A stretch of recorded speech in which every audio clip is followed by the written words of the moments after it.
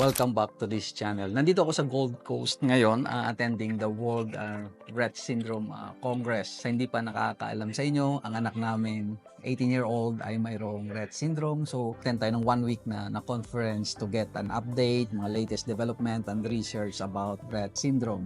At kung may gamot na ba na na-discover o mga na-develop para sa kanyang sakit. Pero a quick break muna. Afternoon tea. Sabi ko nga mag-record na ako ng 10-minute video para sa inyo about money and finance. Ang pag-uusapan natin ay itong exchange traded funds versus investment property. Kung bago ka sa channel na ito, ako si Rom, a licensed financial advisor, accountant, and tax agent. Kung ang pera nyo, hawakan nyo lang na cash, or kahit na ilagay mo siya sa savings deposit, it will be devalued by inflation. Kakainin ng tubo ng interest niya sa savings deposit. Kahit mataas na interest yan, kakainin ng inflation yan. So, marami tayong narinig na ilagay ninyo yan sa property. At siguradong, di ba, asenso ka kung yung pera mo ay naka-invest or mayroon kang investment sa property. So, maraming misconception about investing into property. Me myself is a property investor at meron akong tatlong myth na or patotoo nasasabihin sa inyo katotohanan about investment property. So I will debunk 3 property investment myth. So myth number 1 is property prices will increase every year. Hindi po totoo ito. Actually, kung nabasa nyo last month sa Herald Sun na property prices in Melbourne drops by 16,000 as compared to last year. At maring totoo nga kasi may yung isang investment property ko sa Ballarat. Sa Ballarat is a country town sa Victoria, kung hindi nyo na alam. So value sa around 550,000 2 years ago, and now it's valued around 520,000, so 30,000 drop. I mean, ang sakit di ba? 30,000 drop sa kanyang value. Another property in Diggers Rest, valued around 780,000, now it's 740, so another 40,000 drop. So hindi totoo na every year is tumataas ang value ng property. Actually, ang ganda ng property ngayon sa Perth, value ng property actually nag-aano sila, increase na nila, pero from 2015 onwards nag-drop din sila. Actually, it's a good market din sa Brisbane and South Australia, sa Adelaide, because of that mass migration after ng COVID natin.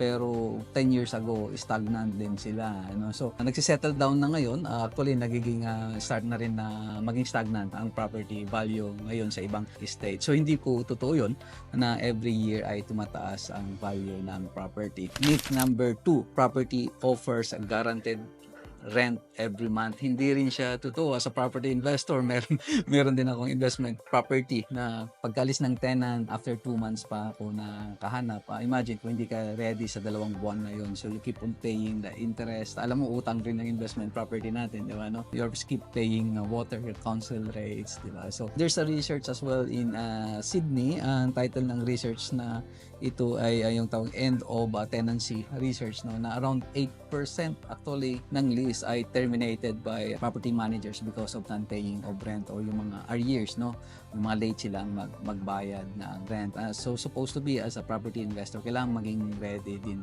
tayo doon. Myth number 3, property is passive investment. Anong ibig sabihin ng passive investment? Yung parang natutulog ka lang at dumarating yung pera sa inyo, That's how we define passive investment. Pero maaaring hindi rin siya totoo kasi it will be managed, of course, by our property managers, pero magbabayad ka rin sa kanila, di ba? To have that passive investment, you will be paying 2,000 to 2,500 per year. At actually ngayon lang I got a call from the property managers din na ayusin itong property nito, naiwan na nasira yung tawag nito, yung faucet, na nagkaroon ng tubig sa carpet. Parang hindi siya passive, may active involvement pa rin ako. Imagine if you have like 10 properties na ganyan, so hindi siya set and forget as a landlord or as a lessor, you still have to be managed actively rin yung property investment natin, na maaaring hindi rin natin siya pabayaan sa property managers. Imagine kung wala kang property manager, so almost every day o kahit anong oras na pwede kang tawagan ng tenant mo kung merong napundi ang ilaw nila at maaaring di ba, i-demand na palitan niya ito. So, ano maganda? Exchange traded funds ba or investment property? May kanya-kanyang advantage advantages and disadvantages ang bawat investment na yan, ano? So, like for example, yung property, anong advantages niya? Rent, di ba? Kumikita ka through rental income, tax deductions, yung negative gearing natin ng strategy, property appreciation or growth din siya, no? In the long term kasi property will always appreciate in value.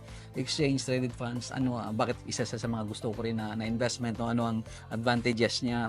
Minimal cost of entry. Kahit may 500 ka lang, you can buy an exchange traded funds. Diversification, no? You can hold a lot of companies or shares, no, with one fund or one ETF, no? And then liquidity, you can sell it and in 2 days the money will be in your bank account. Unlike property, it will take like 2 months settlement, ano. Magbibigay ako sa inyo ng 2 ETF din.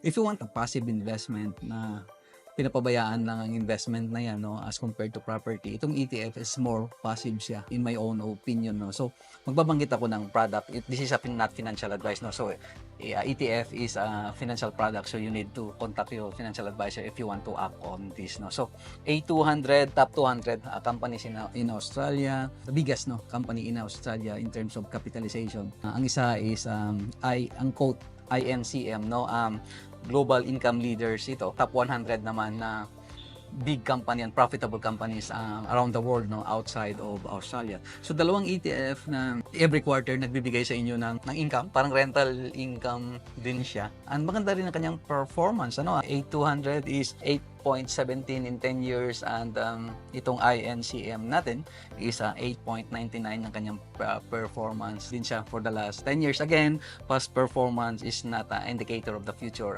performance, no, pero pwede natin siyang gawing basis. So on top of that quarterly na kita, no, na dividendo na binibigay sa inyo, ang ganda rin ng kanyang appreciation ng value, ano. Siguro kung tatanungin niyo ako, investment property ba or ETF, bakit hindi natin gawing sabay na mag-invest, no? Kasi like for example, this ETF, yung quarterly niya na dividendo or income na binibigay sa inyo can supplement income din sa property, lalo na kung you're running a negative gearing strategy, no, you're running that investment property as a loss at kailangan mo ng pera dyan, di ba? So it will be supplemented by exchange traded funds. So ako mismo, no, as a property investors myself, as part of my diversification strategy, nag-invest din ako sa ETF because of that reason, ano. So kayo, ano kayang magandang gawin, ano gusto niyo bang gawin din ito, mag-invest sa property and then invest in ETFs, no? So kung may natutunan ka sa video na ito, medyo short ang video ngayon, kailangan bumalik sa conference,